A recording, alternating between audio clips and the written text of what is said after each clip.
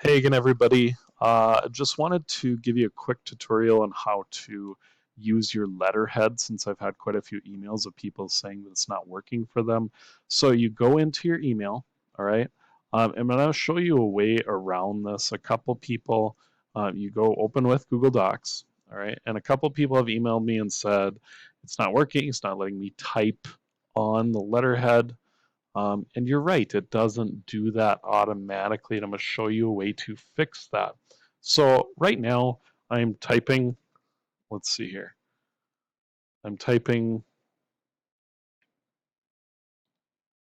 words, but they aren't showing up.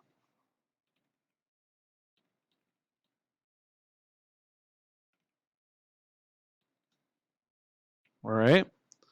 And so the way that I get that to show up actually is I click on this picture, right? I right click on it and I go to image options. I've got to find image options. Then I go to adjustments and I'm just going to turn the transparency way up. So that way, all right, the words that I've been typing will actually show up.